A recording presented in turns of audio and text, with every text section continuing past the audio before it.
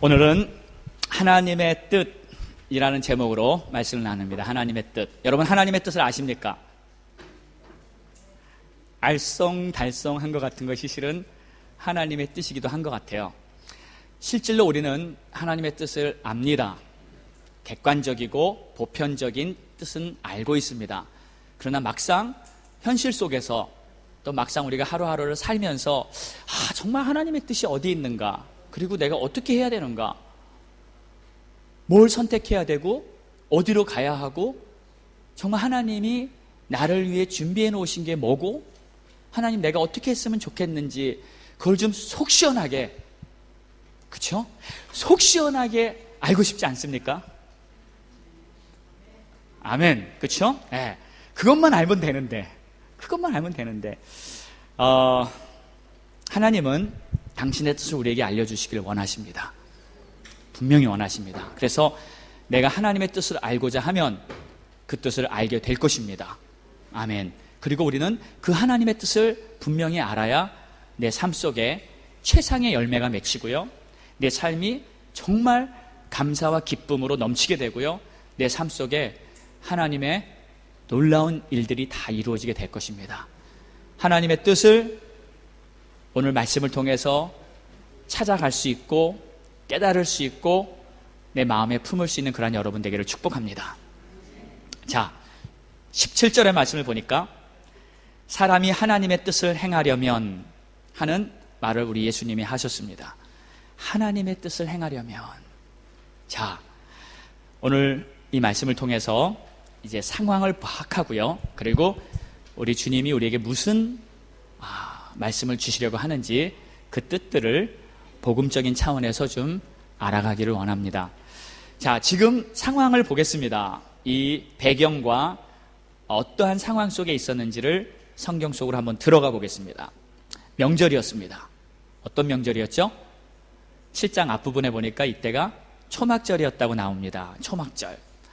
이 초막절은 텐트를 치고 이제 광야 생활을 하고 있다는 것을 기억하기 위한 아주 특별한 절기였습니다.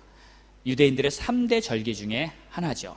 네. 그래서 6월절, 초막절, 오순절 이렇게 아주 중요한 절기를 지내고 있는 기간이었는데, 이 초막절은 일주일을 합니다. 일주일. 딱 일주일을 하는데 중간쯤 되었다, 이 명절의 중간쯤 되었다 그랬으니까 한 3, 4일쯤 지난 때였습니다. 그때 예수님이 사람들이 모이는 성전에 올라가서 사람들에게 막 가르치기 시작했어요. 막 설교하시고 사역하시면서 하나님의 뜻을 많은 사람들에게 다 알리기 시작했습니다. 할렐루야. 우리 주님은 천국 복음을 가르치시고 사람들에게 필요한 메시지를 주시고, 우리 주님은 하늘의 뜻들을 우리 모두에게 알려주십니다. 그래서 예수님은 막 사역을 하셨어요. 그런데 좀 특별한 일이 생기는데 갑자기 유대인들이 예수님에게 태클을 겁니다. 유대인들이 예수님에게 다가와서 이러한 말을 해요. 말을 보니까 15절의 말이에요. 이 사람은 배우지 아니하였거늘 어떻게 그를 아느냐. 아니, 이 예수라는 사람은 저 시골 갈릴리 저 나사렛 저 산골에서 자라가지고 학교도 다니지 않고 글도 배우지 않고, 여기서 말하는 글은 성경을 말합니다. 성경. 그들이 배우는 글은 성경이었으니까요. 글도 배우지 않고 갑자기 나타나서 막 성경을 가르치고 막 설교를 하는데 도대체 저 사람이 뭔데? 저 사람이 도대체 뭔데? 우리는 제사장이고, 우리는 율법학자들이고, 우리는 바리새인들이고, 우리는 서기관들이고, 우리야말로 하나님의 말씀을 제대로 아는 정통파 하나님의 일꾼들인데, 아니 저 예수는 도대체 뭐냐? 배우지도 않았는데. 여러분, 예수님이 배웠습니까? 안 배웠습니까? 예? 배웠어요? 안 배웠어요? 안 배웠어요. 아무한테도 안 배웠습니다. 그렇죠? 네, 아무한테도 안 배웠어요. 예수님은 누구 밑에서 사사받은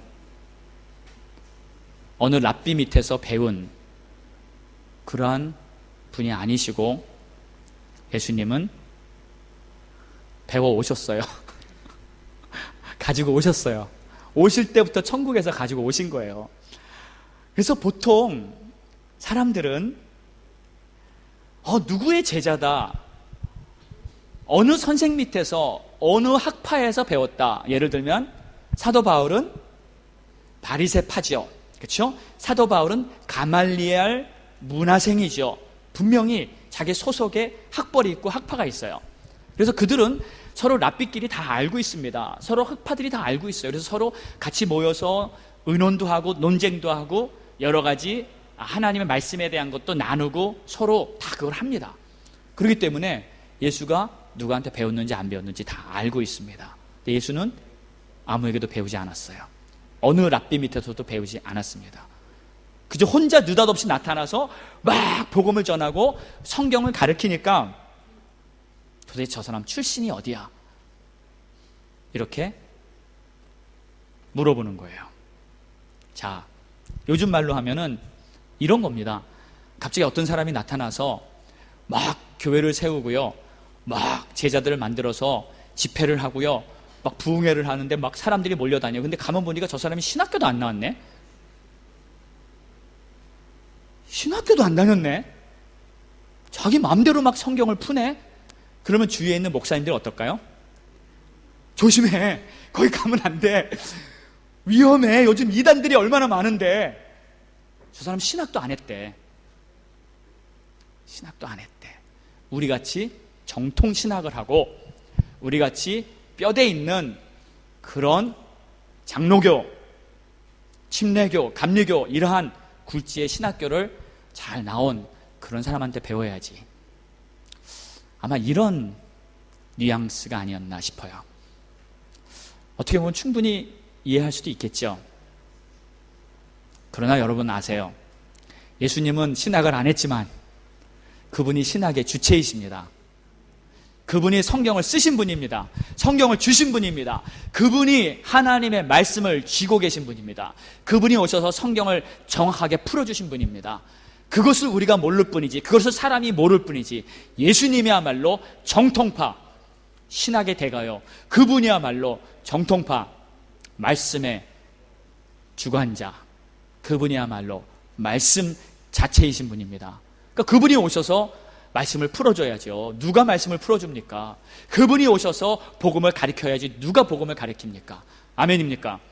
그래서 예수님이 오셔서 누구한테 배울 필요도 없고요, 예수님 오셔서 진리를, 복음을, 하나님의 말씀을 정통으로 올바로 가르쳐 주신 것입니다. 자, 그래서 예수님의 교훈은 바로 하늘로부터 온 거예요. 하나님 아버지가 주셨습니다.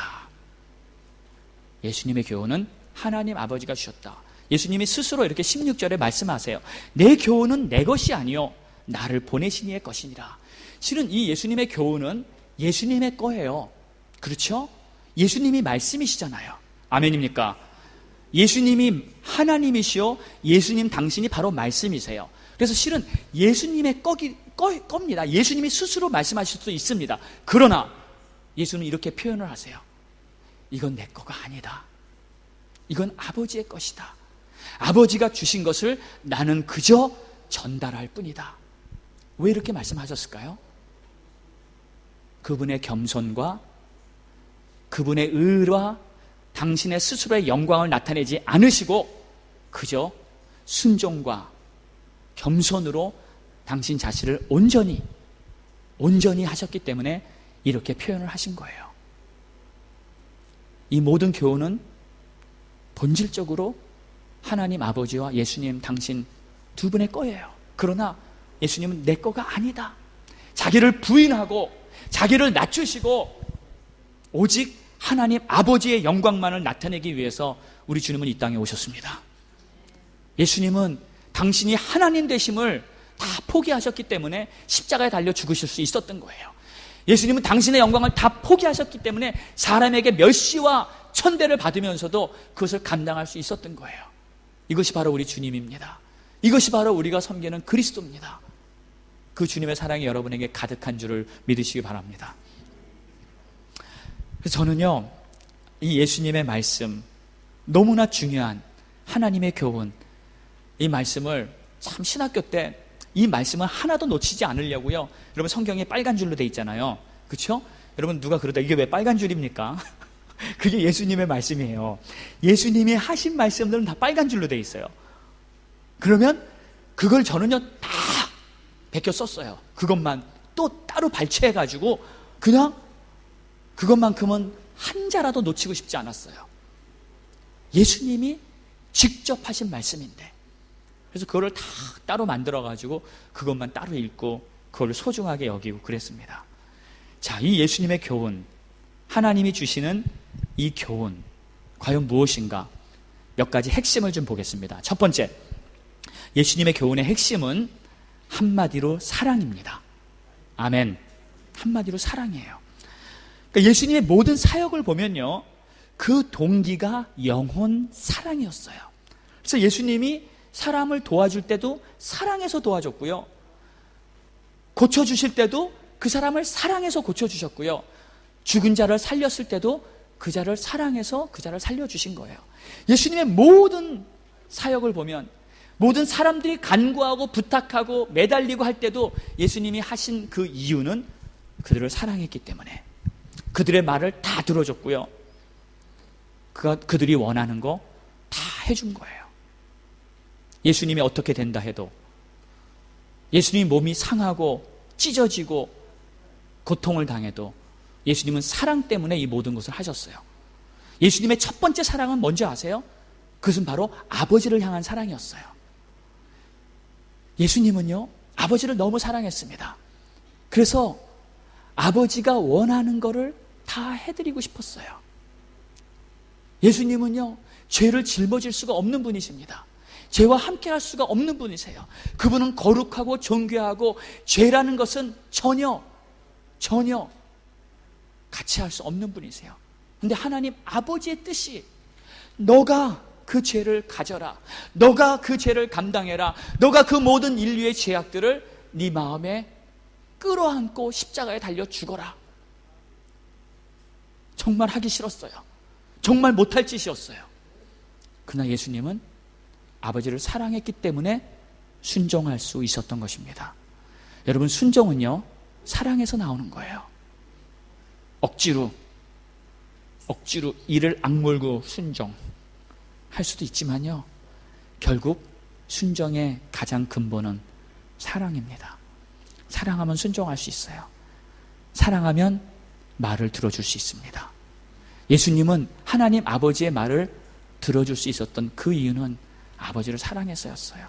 또 두 번째로 예수님 우리들을 사랑했어요. 우리 한 사람 한 사람을 한 명도 판단하지 않고 정죄하지 않고 있는 모습 그대로 사랑하신 분은 우리 예수님밖에 없습니다. 아멘입니까? 여러분, 예수님의 사랑을 받으셨습니까? 느끼셨습니까? 예수님이 우리를 어떻게 사랑하셨는데, 그 사랑 때문에 우리가 구원받은 거예요. 그러니까 예수님은요, 사랑 때문에 십자가에 달리신 거예요. 아버지를 사랑하는 그 마음, 우리를 사랑하는 그 마음 때문에 몸이 찢기고 마음이 녹아내리고 그 고통과 아픔 속에서도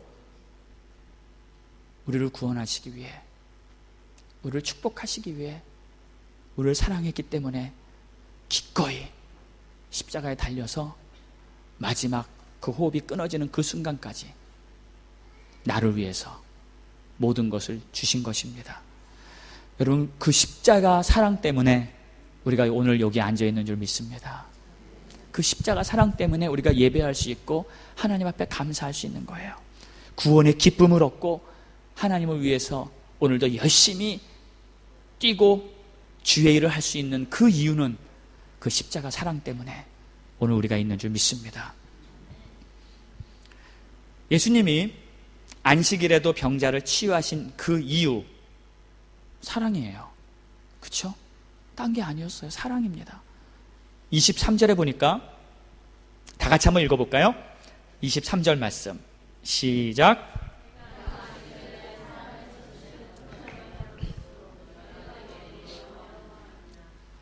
예수님은 안식일에도 그 사람을 고쳐줬어요. 그 사람이 누구예요? 그 사람이 도대체 누굽니까?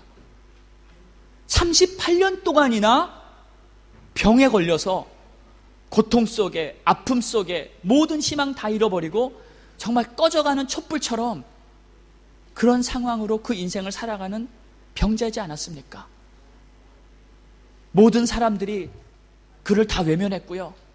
아무도 그를 도와주는 사람 없었고요. 외로움 속에서 힘들게 살아가던 그 병자였습니다. 그 병자를 예수님은 찾아갔어요. 그리고 그 병자를 고쳐줬어요. 사랑이에요. 사랑입니다. 그런데 사람들은, 유대인들은 왜 안식일에 그런 일을 하셨습니까?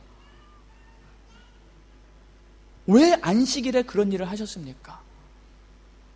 안식일에 사람을 고친 그 일을 율법의 안경으로 쓰고 보니까 예수님을 죄인으로 판단했어요. 예수님을 잘못했다고 판단했어요. 예수님이 불의한 자라고 판단해버리고 맙니다. 여러분, 하나님이 하시는 일은 불의한 게 아닙니다. 하나님이 하시는 일은 다 사랑의 동기에서 하시는 거예요. 여러분이 하나님의 사랑을 보면서 모든 환경을 보면요, 모든 것이 다 이해가고 감사가 되고 하나님의 뜻을 알게 됩니다. 여러분, 하나님의 뜻을 알고 싶습니까? 사랑을 배우세요. 아멘. 사랑을 배우세요. 여러분, 포도원 품꾼의 비유 있죠?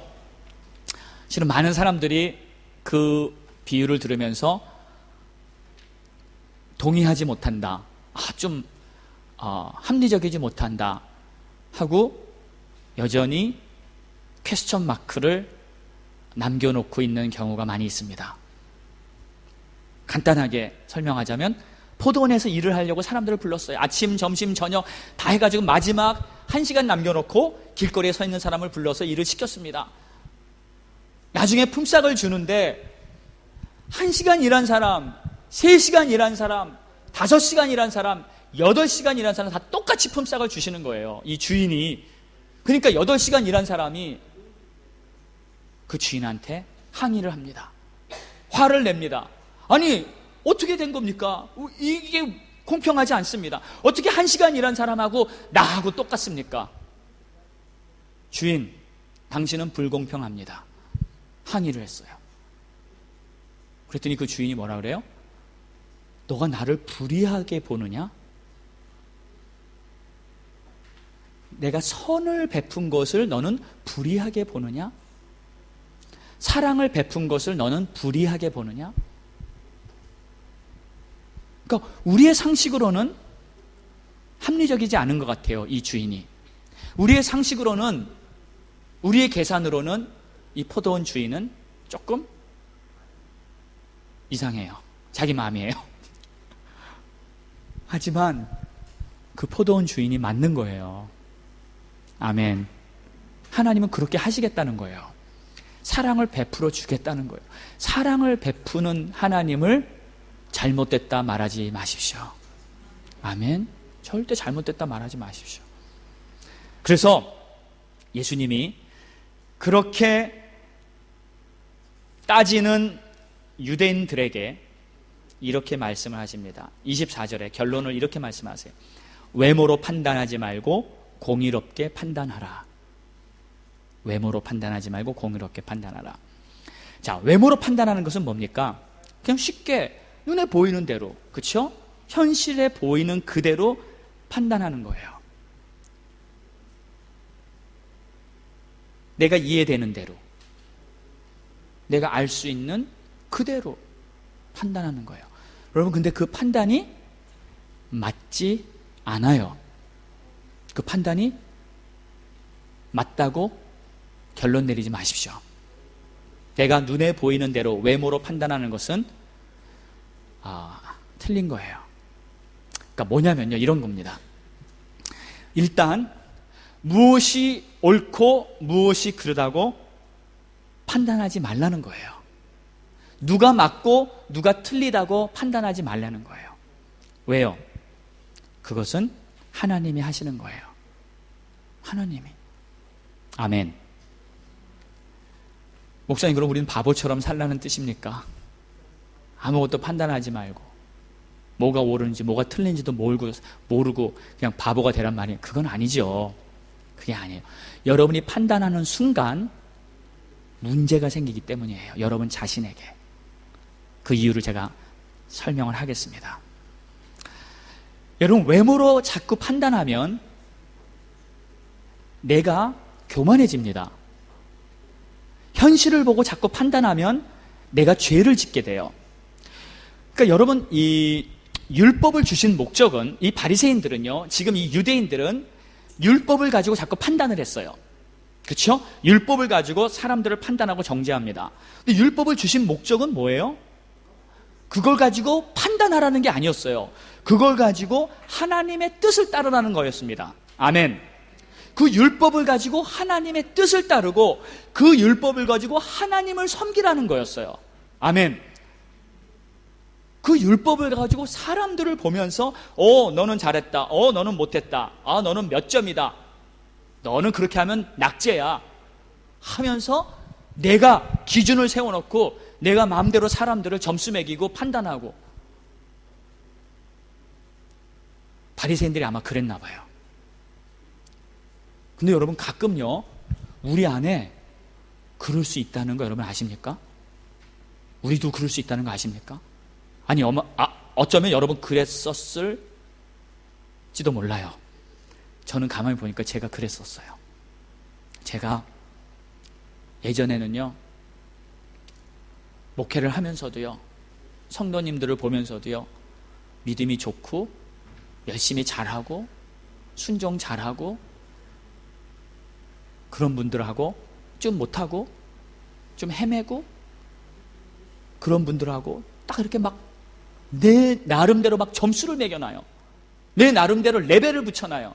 내 나름대로 판단을 해버리는 거예요. 근데 제가 나중에 알았어요. 이게 하나님 앞에서 얼마나 큰 죄인지.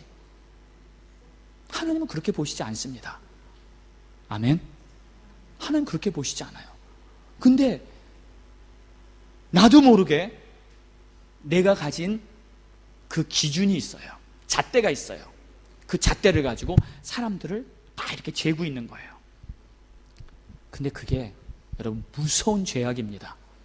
엄청난 죄악이에요. 판단하는 죄가 선악과에서 사단이 그 선악과를 따먹고 선과 악을, 옳고 그름을 판단시키게 하는 사단의 함정이었어요. 사단의 음모였어요. 그래서 여러분, 이 바리새인과 율법학자들이 왜 예수님의 그렇게 큰 책망을 받고 야단 맞았는지 아시죠? 가장 그들의 큰 죄는 다른 게 아니라 판단의 죄였어요. 사람들을 판단하고 정죄하는 그 죄였어요. 그 판단의 죄악 때문에 예수님은 심히 책망하면서 독사의 자식들아. 그 바리새인들이 그렇게 큰 죄를 짓고 다녔을까요? 그들이 사람들을 죽이고 거짓말하고 간음하며 돌아다녔을까요? 아닙니다. 아니었을 거예요. 율법을 아는 그들이 나름 나는 율법을 다 지키고 있다고 자부하던 그들은 적어도 행위로, 외모로는 죄를 안 지었습니다. 그런데 왜 그들에게 예수님은 너희는 독사의 자식이라고 선포했어요? 그 이유는, 그 가장 큰 이유는 바로 판단의 죄예요. 판단의 죄입니다. 그래서 예수님이 이런 말씀하시죠. 남의 눈에 가시가 보인다고 너의 눈에는 들보가 있다. 가시가 보이네. 쟤는, 저 사람은 저런 잘못을 하고 있네. 흠이 있네. 이렇게 말하는 순간부터 나는 그 사람이 잘못한 것에 훨씬 큰 죄를 내가 지금 짓고 있다는 거예요. 왜 그런가? 제가 설명을 하겠습니다. 이 판단의 죄가 왜 그렇게 큰 죄인가? 이게 사단이 주는 함정이에요. 사단이 나를 다스리고 점령해버리는 엄청난 덫이에요. 내가 판단을 하는 그 순간부터 여러분, 내가 사단에게 잡히는 겁니다. 왜? 그게 교만죄이기 때문에 그래요. 내가 다 안다고 생각하는 거예요. 내가 하나님의 자리에 올라가 버리는 겁니다. 내가 옳고 그름을 결정지어버리는 거예요. 여러분, 이게 무서운 죄인 거예요. 그리고 바리새인들이 진 특정 죄가 바로 이 죄였던 것입니다. 여러분, 판단이 수시로 우리 머릿속에 들어올 수 있어요. 떠오릅니다. 그때마다 그 판단을 버리시기를 축복합니다. 아멘. 그리고 나는 아무도 판단하지 아니하노라. 누가 그 말을 했어요? 예수님. 나는 아무도 판단하지 아니하노라. 예수님도 판단하지 않겠다고 얘기하신 그 이유는 너희도 나처럼 판단하지 말아라는 뜻이에요. 예수님은 판단하실 수 있는 분이에요. 그분은 정확한 사실과 모든 원인과 모든 진실을 다 아시는 분이에요. 그럼에도 불구하고 예수님은 판단하지 않겠다. 그러므로 우리도 판단하지 말아야 돼요. 그리고 모든 사람을 그저 사랑으로 품어주시고 받아주시고 용납해 주시기를 축원합니다. 아멘. 굉장히 중요한 건데요. 자, 그러면 외모로 판단하지 말고 공의롭게 판단하라. 자, 이 말의 뜻을 제가 조금 설명해 드리겠습니다. 공의롭게 판단하라는 뜻이 무엇일까? 그럼 율법의 기준으로 판단하라는 말일까요? 아닙니다. 그 뜻이 아니에요. 여기서 공의롭다는 뜻은 디카이오스라는 헬라어입니다. 디카이오스. 무슨 뜻이냐면 의롭게, 영어로 righteousness. 근데 그 뜻은 하나님의 뜻에 따라서예요. 그러니까 하나님의 뜻에 따라서 판단하라는 거예요. 근데 그게 율법의 기준을 가지고 판단하라는 뜻이 아니에요. 자, 무슨 말이냐? 제가 설명하겠습니다. 여러분, 하나님의 뜻은 다른 말로 표현하면 하나님의 마음입니다. 그렇죠? 하나님의 마음이에요. 그럼 하나님의 마음은 지금 어떨까? 그걸 생각해 보라는 거예요. 너희 안에 이 마음을 품으라. 곧 그리스도 예수의 마음이니. 그 마음으로 생각을 하라는 거예요. 그러니까 옳고 그르다 그걸 따지라는 말이 아닙니다. 이게 맞다, 이게 틀리다 그걸 따지라는 말이 아니에요. 하나님의 마음은 지금 이 상황을, 지금 이 사람을 어떻게 보고 계실까? 그것을 헤아리라는 뜻입니다. 여러분, 창세기에 보면은 참 재미있는 이야기가 나와요. 여러분, 그 야곱이 하나님의 축복을 받고 이제 막 이렇게 막 속여가지고 그 장자권 받아내고 막 난리를 쳐가지고 그냥 했잖아요. 예? 해가지고 아빠 축복 기도도 받아내고 결국은 집안이 난리가 나고 그는 도망가야 할 수밖에 없었습니다. 외삼촌 라반의 집에 아주 야밤 도주해서 어디죠 거기가? 하란 땅에서 20년을 살았어요. 그리고 거기서도 하나님은 그냥 일방적으로 야곱을 축복하십니다. 계속 하나님의 축복을 받고 이제 소유도 많아지고 재산도 많아지고 가족도 다 생기고 자식들도 많이 생기고 이제는 거기를 떠나고 싶어서 떠나는데 그 마무리를 좀 잘 못했어요. 외삼촌한테 잘 인사도 하고 잘 이렇게 하고 나오면 얼마나 좋습니까? 그런데 그렇게 안 하고 거기서도 그냥 야밤 도주를 하네요. 이 야곱이. 물론 라반이 마음에 안 들었습니다. 둘이 사이가 안 좋았어요. 그래서 도망갔다 하면서 이제 도망을 간 거예요. 근데 라반은 나중에 그 사실이 알고 나니까 너무 화가 난 거예요. 아니 20년을 나랑 같이 살고 20년을 내 집에서 살고 20년을 살면서 나의 딸들을 다 주고 이렇게 같이 있었는데 어떻게 한마디 인사도 없이 그냥 도망가 버려? 너무 황당한 거예요. 그래서 자기 온 군대지요. 그 당시에는 부족 시대였으니까 군대를 끌고요. 이 야곱을 치러 쫓아갑니다. 분명히 야곱이 잘못한 거예요. 근데 하나님이 라반에게 나타나서 뭐라 그러시냐면 라반, 야곱 건드리지 마. 그리고 누가 맞고 틀린지에 대해서 따지지 마. 그 말을 하세요. 누가 맞고 누가 틀린지. 왜요? 그건 누구 몫이에요? 하나님의 몫이에요.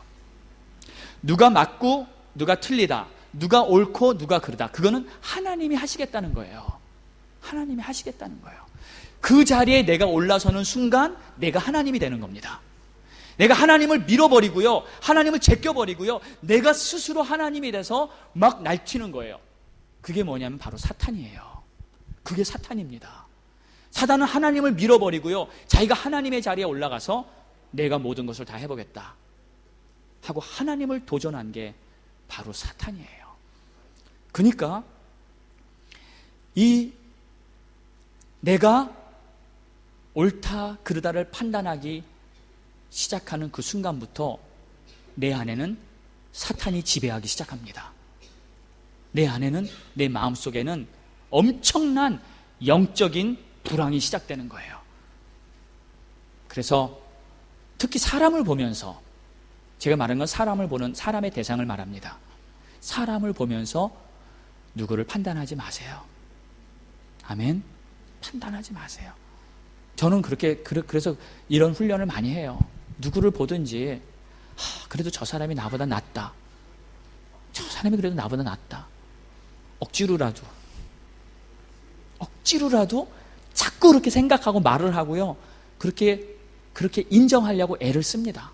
그러면 그 사람이 아무리 잘못해도요, 아무리 못해도요, 나보다 나은데 그렇게 인정을 해주게 돼요. 여러분, 그래야 우리가 겸손해질 수 있습니다. 그렇죠? 자, 그래서 공의의 판단은 뭐냐면 하나님의 마음으로 생각해 보라는 거예요.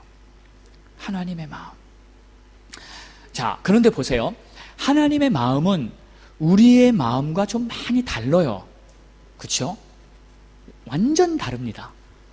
그래서 우리는 되게 자기중심적이죠. 우리는 되게 계산적이죠. 그리고 조금만 어떤 상황이 되면 이거 내가 손해본다, 이거 내가 피해본다, 이런 생각이 먼저 앞섭니다. 네, 그러는 편이에요.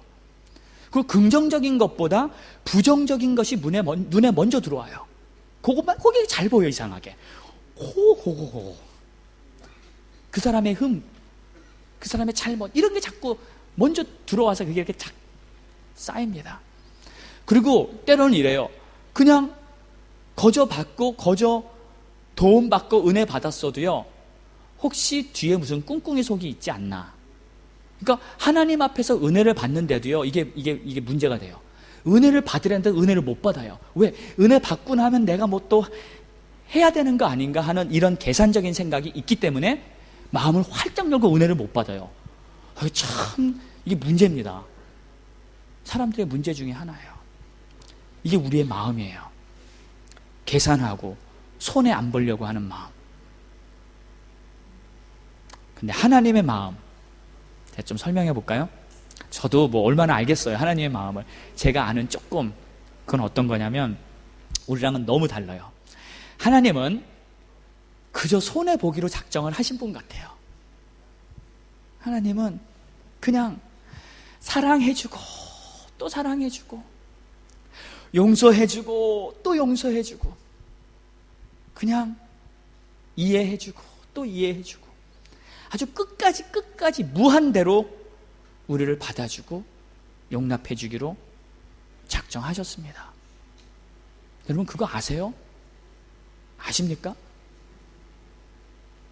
하나님은 우리가 어떻게 하든지 마지막 날까지 우리를 하나님의 자녀 삼아주셨으면 그렇게 하기로 결단하셨어요. 하나님은 우리 앞에서 따지지 않습니다. 너 왜 그랬니? 왜 날 배반했니? 왜 날 떠났었니? 왜 믿음을 버렸니? 그러지 않으시더라고요. 다시 또 손 잡아서 일으켜 주시고요, 다시 또 등 두드려서 할 수 있다고 격려해 주시고요, 다시 또 우리에게 맛있는 거 먹여주시고요, 새 힘을 얻게 해주시고요. 여러분, 그게 우리 주님이에요. 베드로가 그렇게 장담하고 끝까지 주님 버리지 않겠다고 해놓고선도 부인하고 저주까지 했지만 예수님은 그에게 단 한마디를 따지지 않았습니다. 너 왜 그랬어? 그런 말 안 하셨어요. 그죠? 너 나 사랑하지? 너 나 사랑하니? 사랑으로 모든 것을 다 풀어주셨습니다. 다시 손잡아서 우리를 일으켜주시는 그 하나님, 천국 가는 그날까지 우리를 포기하지 않는 그 하나님의 사랑 때문에 우리는 결국 끝까지 승리하는 줄 믿으시기 바랍니다. 내가 얼마나 예배를 잘 드리고 얼마나 믿음 있게 생활하고 얼마나 주예를 잘했는지 자랑하지 마십시오. 저도 자랑할 게 하나도 없고요. 우리 모두 하나님 앞에 자랑할 거 하나도 없습니다. 그분이 다 이끌어 주셔서 지금 내가 이 자리에 있는 것입니다. 그분이 다 우리를 붙잡아 주시고 축복해 주시고 힘을 주셔서 내가 이 자리에 있는 줄 믿으시기 바랍니다. 우리 주님의 사랑을 마음을 여시고 계속 듬뿍듬뿍 체험하시기를 예수 이름으로 축복합니다. 자, 그 다음에 예수님의 교훈은 진리입니다. 진리. 예수님이 이런 말씀을 하세요. 하나님의 뜻을 행하려면 이 교훈이 하나님께로부터 왔는지 내가 스스로 말함인지 알리라. 스스로 말하는 자는 자기 영광만 구하되 보내신 이의 영광을 구하는 자가 참되다. 그 속엔 불의가 없다. 자, 쉽게 말하자면 이런 뜻입니다. 여러분, 하나님의 뜻을 행하면 하나님의 영광이 나타납니다. 하나님의 뜻을 행하면 하나님의 영광이 나타납니다. 아멘. 지금 그것을 우리 예수님이 설명하는 거예요. 만약에 자신의 영광만 나타내면 이건 하나님의 뜻을 행한 게 아니에요. 하나님을 높인 게 아니고요. 내 스스로의 영광을 나타낸 거예요. 내 스스로 행한 것입니다. 여기서 말하는 불이라는 것은 자기의 영광을 말하는 거예요. 자기의 영광. 자, 스스로 말하는 자. 여러분, 예수님은 스스로 말할 수 있었습니다. 그렇죠? 당연히 예수님은 모든 진리를 가지고 계신 분이에요. 부족함이 없는 분이에요. 그럼에도 불구하고 예수님은 스스로 말하지 않는다 그러셨어요. 왜? 스스로 말하는 그 자체가 세상에서는 불이에요. 내 스스로 무엇인가 영광을 얻어버리는 그 자체가 세상에서는 죄예요. 그 예수님은 분명히 가르치는 거예요. 예수님이 그렇게 할 수 있는 능력이 없어서 못 하시는 게 아니었어요. 나를 높이고 나를 나타내고 내 자신을 위해서 사는 그 자체가 그게 여러분 죄입니다.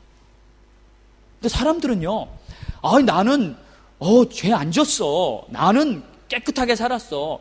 나는 결백하고 나는 남에게 해친 게 없고 나는 도덕적으로 완벽해. 그리고선 자기 하고 싶은 대로 다 해요. 자기 원하는 대로 그냥 살아요. 이게 뭘까요? 스스로 속은 자기 의에 만족한 최악의 불이에요. 이 사람은 회개도 잘 안 돼요. 죄를 안 졌다고 생각하니까. 이게 더 무서운 죄악입니다. 이게 바리새인들이 갖고 있는 죄악이에요. 여러분, 우리가 죄의 본질을 알아야 됩니다. 무엇이 죄인가? 내가 하나님을 떠나서 해보려고 하는 그 모든 것이 죄라는 것을 인정하시기 바랍니다. 하나님 없이는 할 수 없어요. 하나님 없이는 우리는 살 수가 없어요. 하나님 없이는 우리는 숨 쉴 수가 없고요. 하나님 없이는 우리는 행동할 수 없어요. 내 모든 삶의 모든 것 다 주님 안에 있네. 아멘. 오직 주님 안에 거하는 것만이 진정한 선이라는 거 여러분 기억하시기 바랍니다. 자, 그래서 예수님이요, 지금 본이 돼주시는 거예요. 이렇게 하는 거다. 그걸 우리에게 보여주시는 거예요. 자기의 뜻, 자기의 목적 위해서 사는 것이 아니라 아버지의 뜻, 아버지의 목적을 위해서 사는 것이다. 자, 하나님께 영광을 돌린다. 그 뜻은요, 하나님의 뜻과 하나님의 계획만 순종하겠다는 거예요. 자, 근데 여러분, 이게 좀 막연하고 어려운 것 같지만 그렇지 않습니다. 그렇지 않아요. 그냥 하나님의 계획 속에 내가 들어가 있으면 돼요. 하나님이 시키는 거를 내가 하면 돼요. 하나님이 시키는 것은 어디에서 나타납니까? 첫 번째, 교회에서 나타납니다. 이 교회는 그리스도의 몸입니다. 아멘. 이 교회는 예수 그리스도가 머리 되시고요. 이 교회는 하나님의 뜻을 부어주시는, 하나님의 살아 역사하시는 하나님의 집입니다. 그래서 이 교회에서 하나님이 주시는 메시지, 하나님이 주시는 계획들을 내가 잘 따르고 있을 때 여러분은 하나님의 뜻 안에 거하고 있는 거예요. 그렇죠? 여러분 너무 어렵게 복잡하게 생각하지 마세요. 생각보다 주님의 뜻을 따르는 것은 쉽습니다. 여러분이 하나님의 계획 속에서 내가 열심히 순수하게 따라가고 있으면요, 여러분 다 이루어집니다. 여러분의 인생이 다 펼쳐집니다. 그리고 하나님이 나를 향해 보여주시는 모든 것들이 다 깨달아집니다. 그리고 내 스스로의 영광을 위해 사는 것을 우리는 멈춰야 돼요. 내가 뭔가 스스로 해보려는 것, 이것이 하나님은 불이라고 말씀하는 거예요. 나 나쁜 짓 안 했습니다. 남에게 해끼지 않았습니다. 예, 잘 압니다. 여러분 착하게 사실 거예요. 그러나 하나님의 영광과 전혀 관계없는 스스로의 영광을 위해 살았다면 그것이 불의예요. 오직 하나님께 속합시다.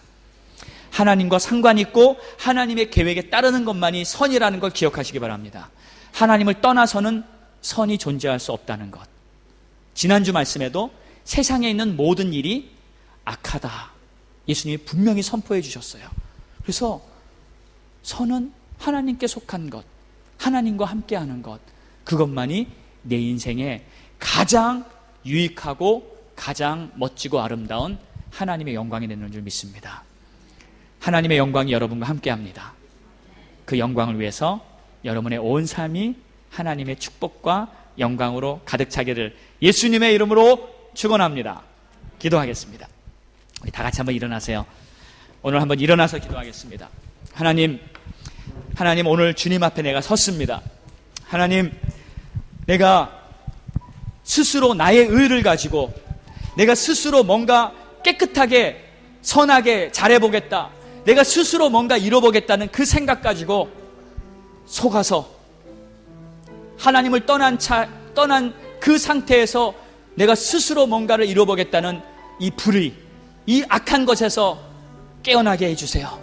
하나님, 나를 이끌어주세요. 겸손하게 순종하고 하나님의 뜻을 따르는 하나님의 자녀 되기 원합니다. 하나님, 나를 붙잡아 인도해 주세요. 하나님을 나를 도와주세요. 우리 이러한 마음 가지고 우리 간절하게 우리 한 1분간만 통성으로 기도하겠습니다. 하나님 감사합니다.